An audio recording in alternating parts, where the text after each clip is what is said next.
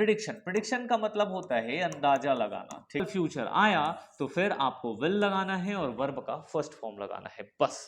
क्या याद, वह रोज योगा नहीं करती होगी, सो क्या हो जाएगा, शी विल। हेलो दोस्तों, हमारे YouTube चैनल में आप सभी का स्वागत है। दोस्तों 60 डेज के स्पोकन इंग्लिश कोर्स पर अब हम पहुंच चुके हैं डे 18, जहां हम प्रैक्टिस करने वाले हैं सिंपल फ्यूचर टेंस की। दोस्तों सिंपल फ्यूचर टेंस बड़ा ही आसान सा टेंस है और बहुत ज्यादा काम आने वाला एक टेंस का स्ट्रक्चर होता है।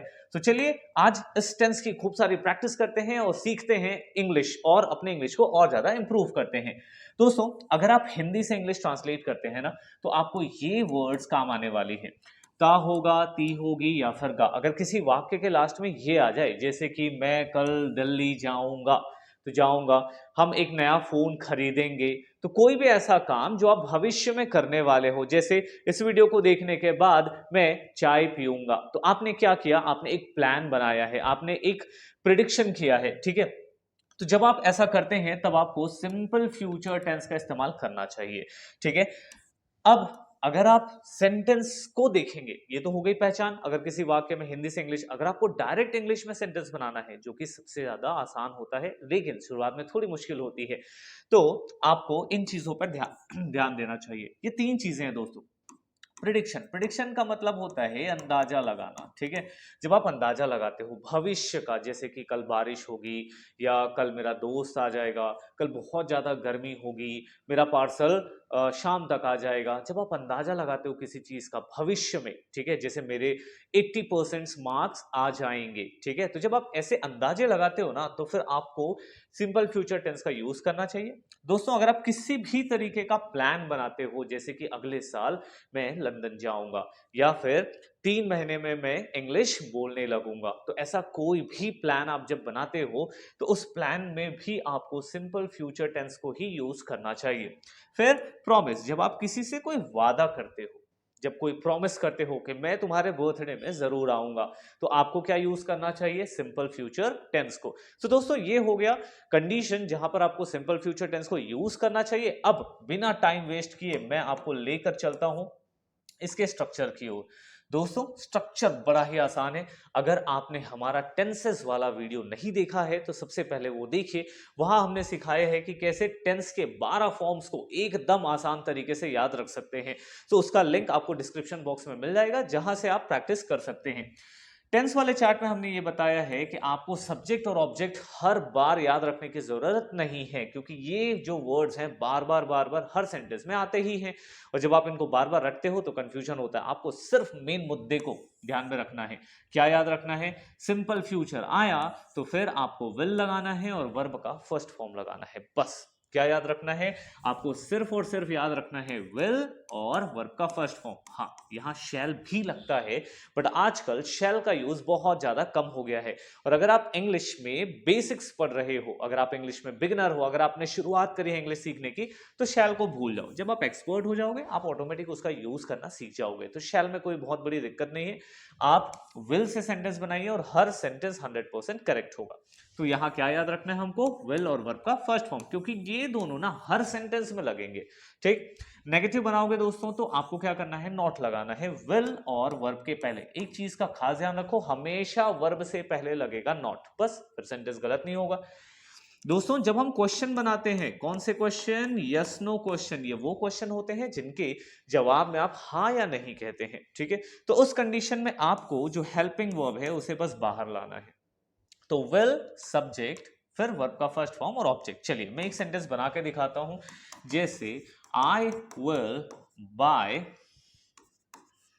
अ न्यू फोन, मैं एक नया फोन खरीदूंगा। एक फ्यूचर का क्या है, मेरा प्लान है, ठीक है। ये हो गया सब्जेक्ट, ये हमने विल लगाया, वर्ब लगाया फर्स्ट फॉर्म में, फिर हमने ऑब्जेक्ट लगाया, क्या खरीदूंगा, एक नया फोन, ठीक।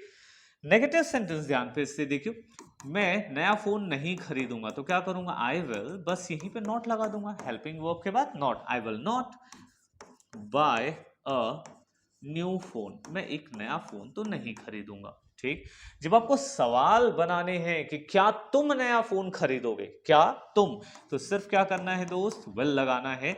सो विल यू, क्या तुम, विल यू, खरीदने को हम कहते हैं बाय अ न्यू फोन, ठीक है, तो इस तरीके से वो बन गया क्वेश्चन। या फिर क्या तुम नया फोन नहीं खरीदोगे, तो क्या बनेगा, विल यू, नॉट को अंदर में ही रखना है लेकिन वर्ब से पहले, सिर्फ और सिर्फ विल बाहर आता है। So will you not buy a new phone. तो दोस्तों ये हो गया बहुत बेसिक सा, बहुत आसान सा टेंस। दोस्तों अगर आपने हमारे वीडियोस में प्रेजेंट सिंपल टेंस और पास्ट सिंपल टेंस की प्रैक्टिस कर ली है तो सबसे ज्यादा टेंशन देने वाले यही दो टेंसेस थे। अब इसके आगे जितने भी टेंसेस आएंगे वो एकदम इजी होने वाले हैं, और मैं शॉर्ट ट्रिक्स तो आपको बताते ही जाऊंगा, ठीक है, तो आपको वैसे भी दिक्कत नहीं होगी। अब दोस्तों विल है तो तुम्हारा सब्जेक्ट कोई सा भी रहे, हमको क्या मतलब है, हमको सबके साथ विल लगाना है। यहाँ पे भी सेम है, ठीक है, इन सभी के साथ हमको क्या लगाएंगे, हम सबके साथ विल ही यूज करेंगे सारे सब्जेक्ट्स के साथ, तो और भी ज्यादा मजेदार है, ठीक है ना। चलिए अब इसमें थोड़ा आगे बढ़ते हैं। अब आ गया हमारा प्रैक्टिस का टाइम। हम पॉजिटिव बनाएंगे, हम नेगेटिव बनाएंगे, हम क्वेश्चंस भी बनाएंगे, ठीक है। अभी हम WH क्वेश्चंस नहीं बना रहे हैं, इसकी प्रैक्टिस में आगे करवाने वाला हूं, ठीक है।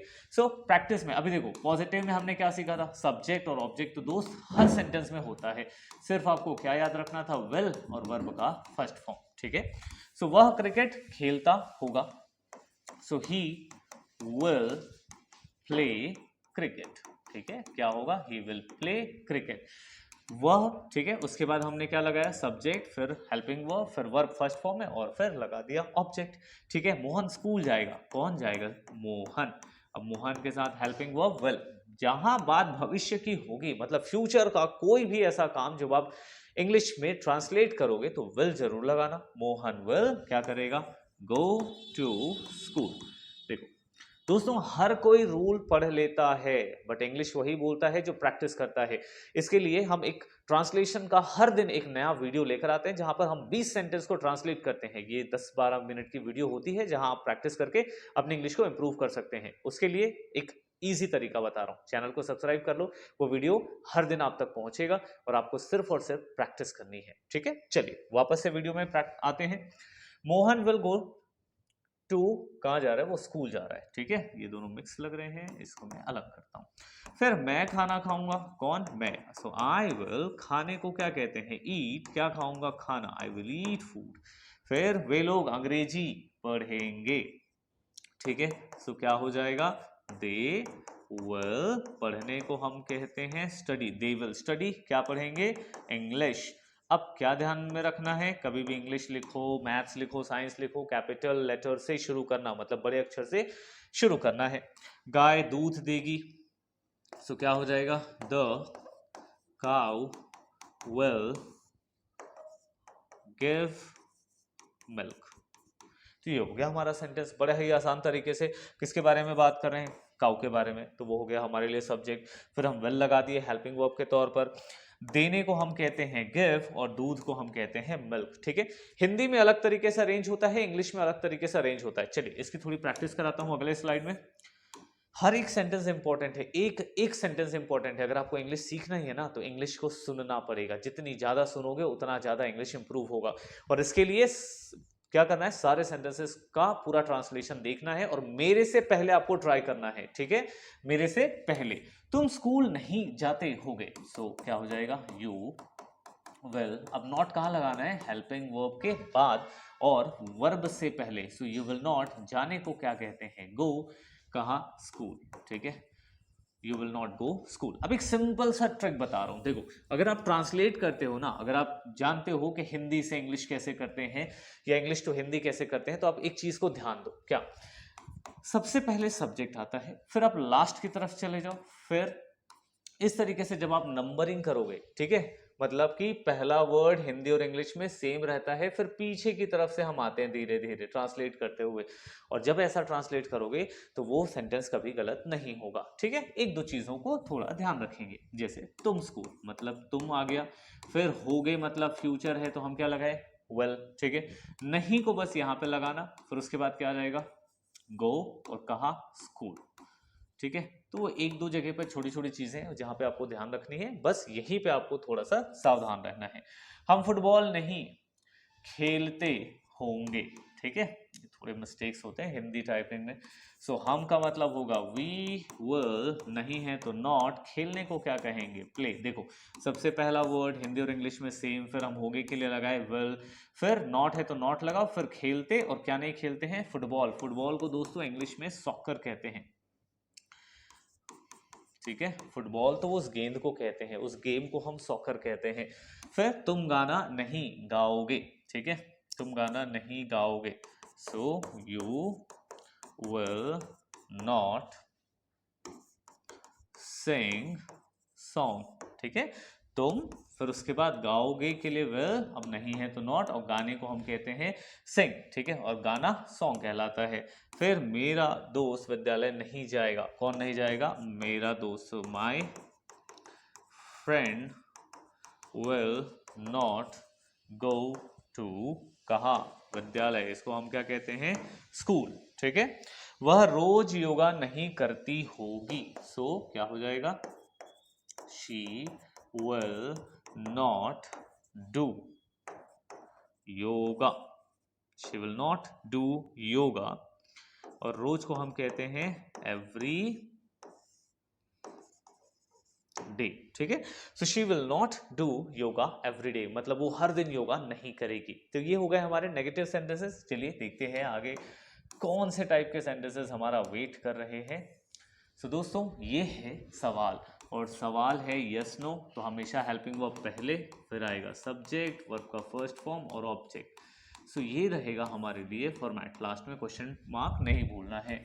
क्या मैं चाय पीऊँगा, ठीक है, खुद से ही सवाल कर रहा हूँ कि क्या मैं चाय पीऊँगा।